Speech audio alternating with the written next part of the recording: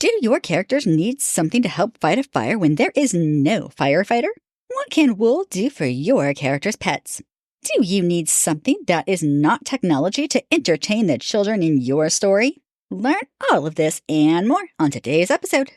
Welcome to Writing Rule with Allie, the Fiction Writers Weekly inspiration station for rural life and lifestyles, from historical to post-apocalyptic, helping you bring your rural stories to life.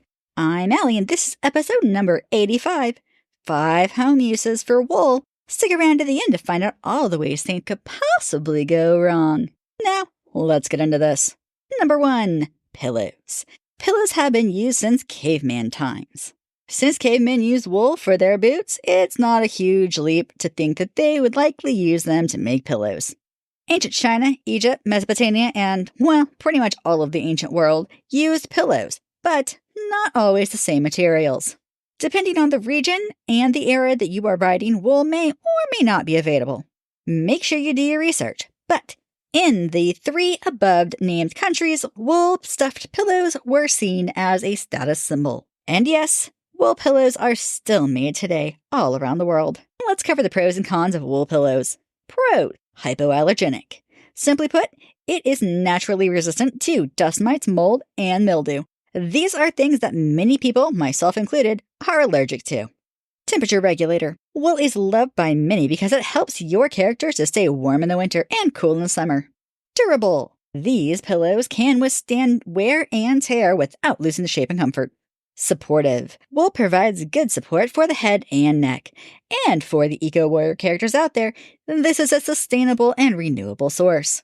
Cons. Cost. In modern times, wool is expensive compared to synthetic materials. Allergen. While it is rare, some people are allergic to wool. Smell. After a time, the pillow will develop a musty odor to it, especially in humid or damp conditions, where it can't be fully dried. Maintenance. Wool will need to be cared for more often than modern pillows in your historical stories. Fully drying them if someone sweated on them because of fever, heat, or hot flashes. Spot cleaning might also be needed. In modern times, wool pillows are dry cleaned. And last, for your vegan characters, wool is not considered vegan friendly since it comes from an animal. Number 2. Toys. Toys made out of wool have been around for all of written history and likely before. Wool is a great item to construct toys from.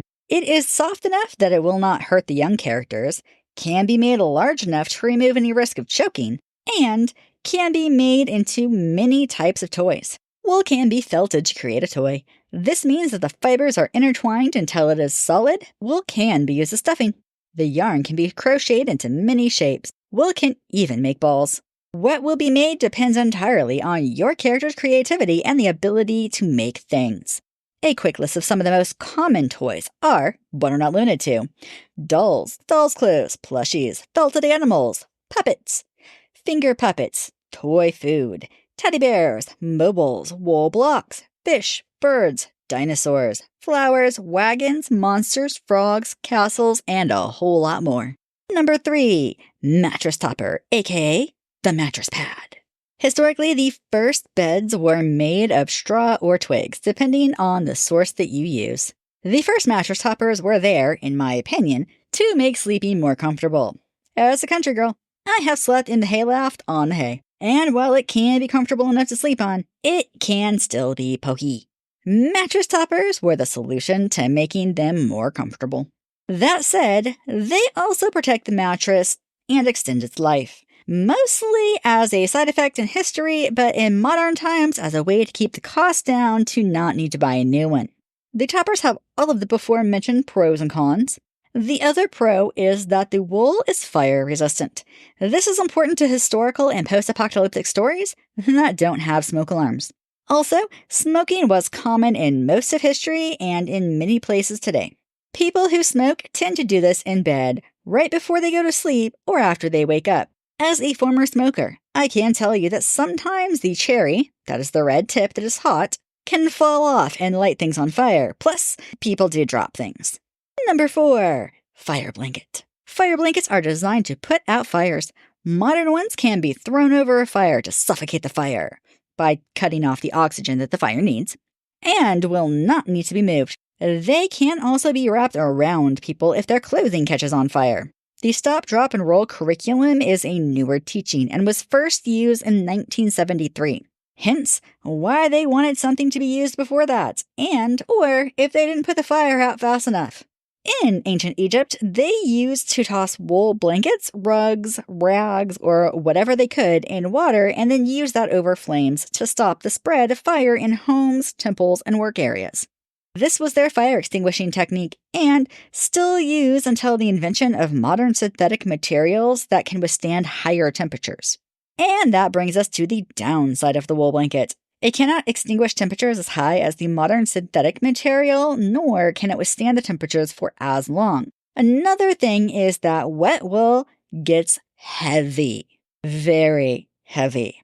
That makes it harder to use, especially if your character is a child, physically impaired, or even a smaller adult. But, in good news, if it should catch on fire, it would not put off the toxic fumes that the modern fire blanket would. Number 5. Animal or pet bedding. Yes, wool can be used for those furry and feathery critters, preferably not the scaly ones in the home. I'll pass on having snakes in the house. Again, this bedding will have all of the pros and cons that we have already discussed. Okay, I hear you. But Allie, historically animals lived outside and dogs were guarding the livestock. Yes and no. You see, some people used to let their animals live inside. If the animal came inside, there is less of a chance of them being eaten by predators. Some people kept pet chickens and goats. Others would bring orphaned babies inside to be cared for until they could be on their own. Plus, I have to admit, it would make a great burglar alarm system. While this episode is about the things inside the home, remember this could also be used for outside animals too. Livestock guardian dogs would love a soft, warm bed in the winter when the herd is near the home. Fun fact! Today, in 2024, wool pet bedding is considered luxury for pets. If you're enjoying this podcast, I hope you'll take a minute to follow, rate, and review on your favorite podcasting platform. And if you're listening on YouTube, subscribe and hit that like button. And now for everyone's favorite part. Likely to go wrong. Your character dunks a wool blanket in water and then tries to put a fire out with a wet wool blanket. The water the wool soaked up weighs the blanket down, and your character struggles to put the fire out with such a heavy blanket. Also likely to go wrong. Your character gives their child a wool ball. They play with it in the house, and it lands in water. It could take days for the ball to dry out enough for the child to play with it again. Possible to go wrong. Your character works for a rich family and borrows one of their wool pillows to impress a visitor. However, they didn't ask to borrow the pillow, and soon they are arrested for stealing. Also possible to go wrong. Your character has a wool mattress topper, and one day their child gets sick and vomits on it. They might need to get a new mattress topper, as the wool would soak in any extra liquid from the vomit.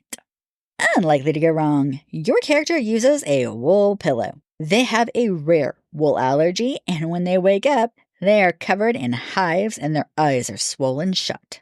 Also unlikely to go wrong. Your character throws a wet wool blanket over someone whose clothing has caught on fire. The weight of the blanket knocks the character over and they hit their head on the way down. Improbable, but still technically in the realm of possibilities. Your character is using wool for a dog bed. One day they get to see if the bedding needs cleaning and find that a mouse has joined the dog and has made a nest inside the bed. Also improbable, but still technically in the realm of possibilities. Your character's child pulls a felted toy apart one little pull at a time. Thanks for listening.